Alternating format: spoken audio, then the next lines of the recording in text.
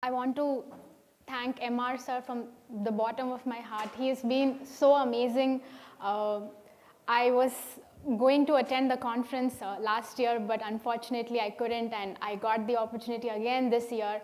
And the team, especially the Indiaspora team, has been so amazing. So I'm really excited to be here, and I'm going to share a very personal story, and I hope that when I take you with this journey, you all get inspired with me the way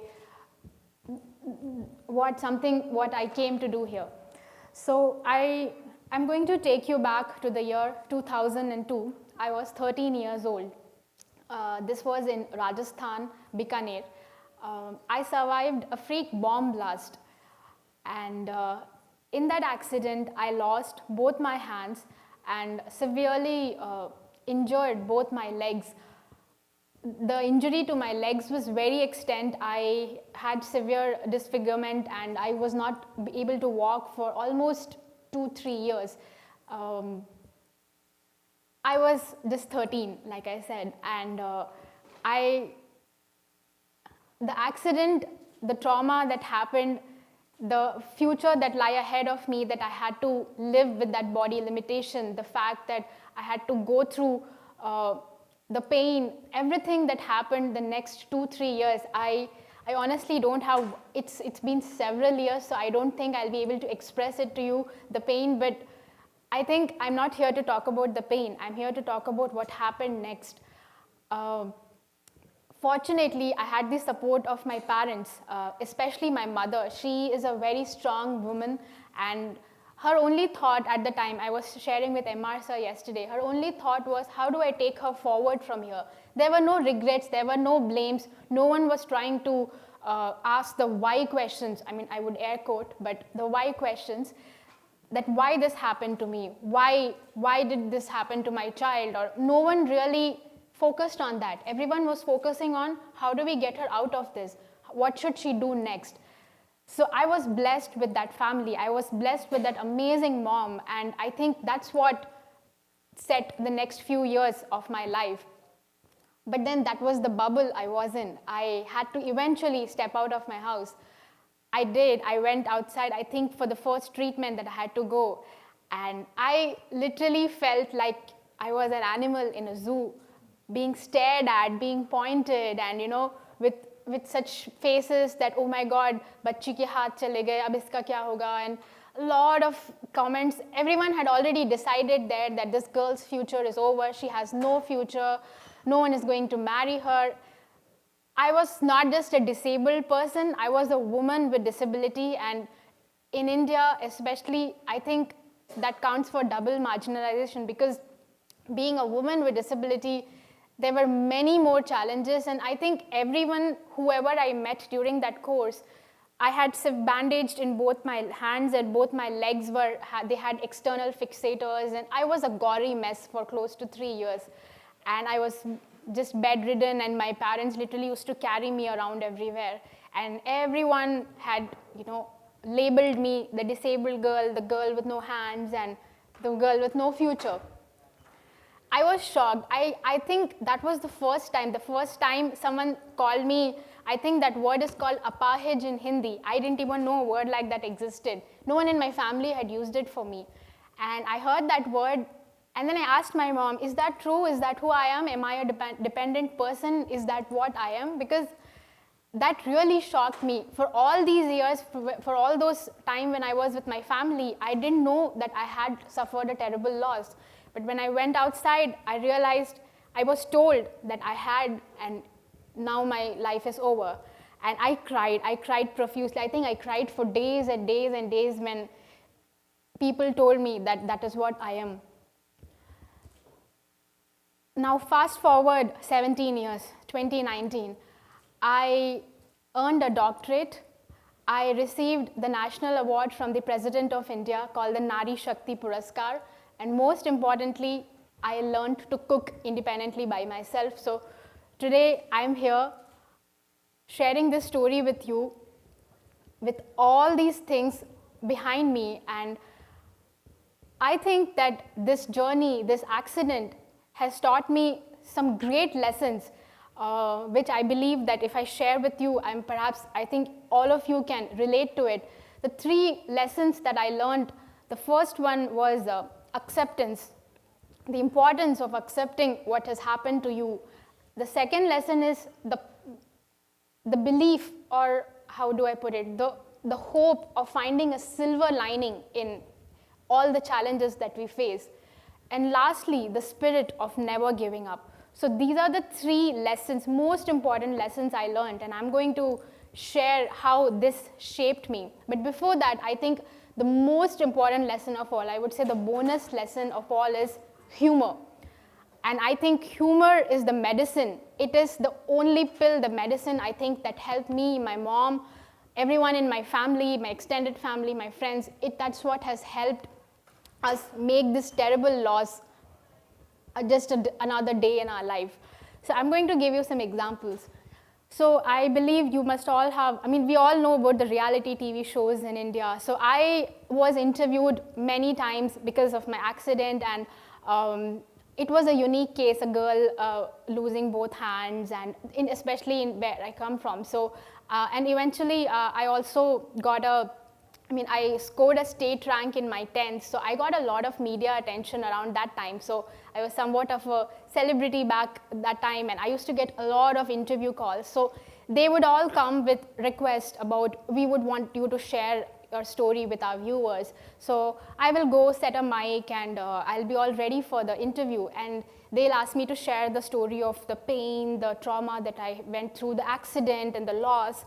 And I'll have this smile on my face, and I'll be narrating, just another day. So yesterday we went for a burger. That's the kind of tone I always have used and I always use. So, and they would be like, I'm sorry, madam, we are trying to understand that you lost your hands. Is that correct? I will say yes. They asked me that, didn't you almost die that day? I said, yes, that's correct. I did lose almost 80% of my blood. So I was almost dead that day. So they said that we are trying to understand your story, and you are laughing and you're smiling and you're saying you lost your hand. So I don't think we can do this story because, it's not in sync with our message. And they said, show some emotions, cry a little. And I couldn't even try, because I know it had only been few years then, but even then, I just don't know. We had moved on so much, and we never focused on those losses, that it was impossible to cry on media, just, oh, I lost. Because honestly, at that time, my problem perhaps would have been, my frizzy hair, or, something like that. I didn't think losing my hands, it had been a part of my life, so that was not a big problem at that time.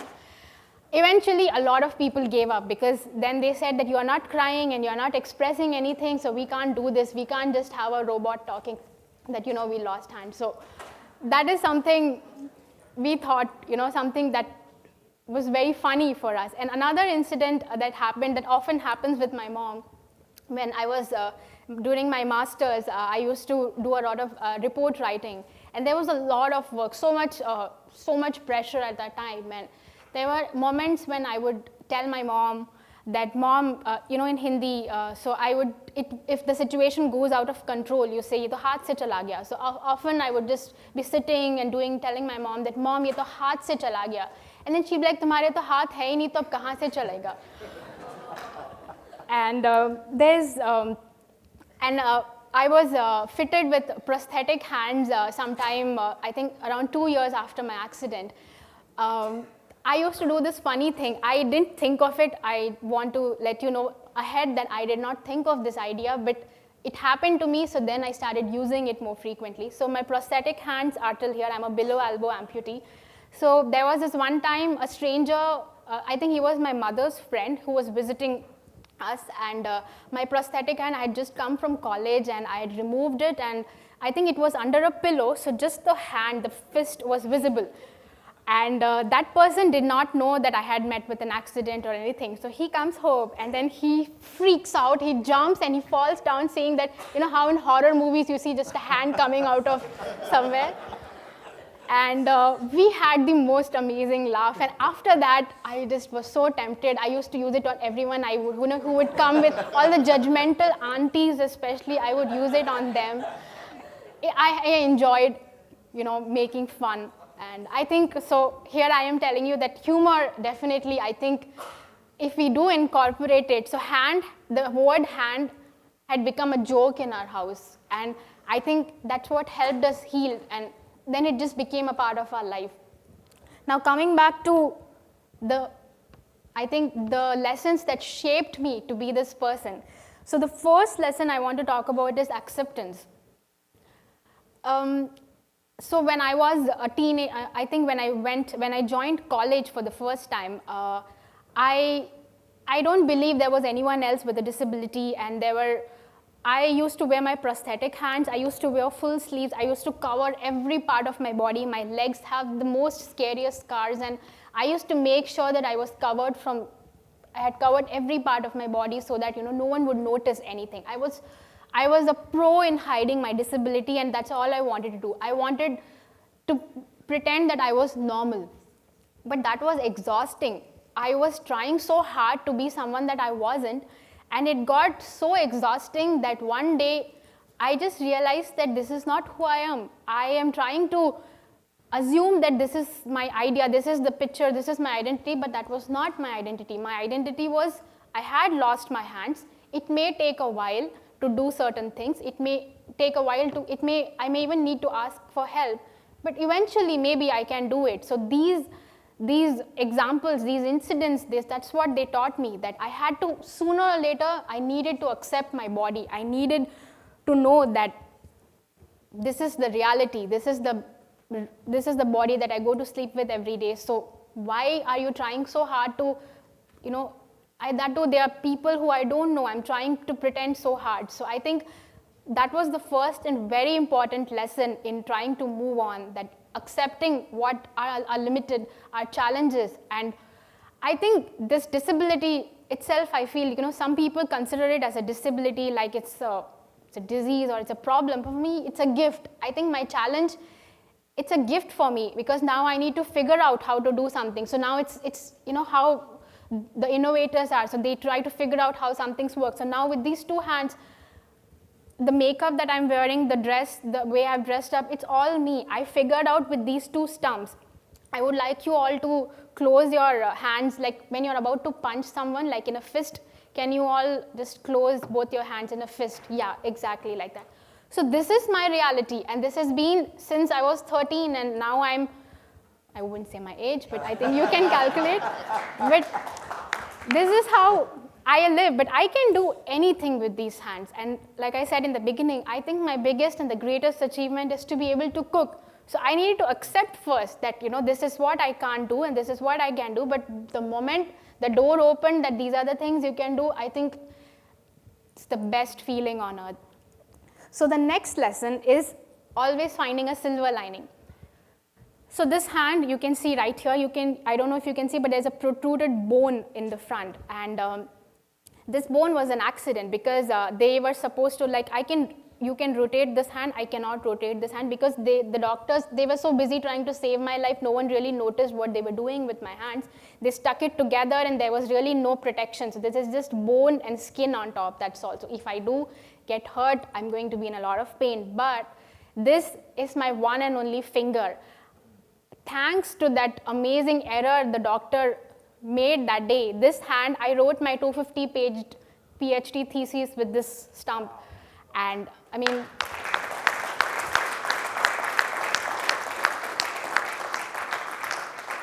so luckily we are in the era of typing, and there is no need for writing. So I can always, this finger has been my best friend. It's been typing, and I have been able to use this as, I know you need 10 fingers to do a lot of things, but I believe that this quote that I always, it's very close to my heart.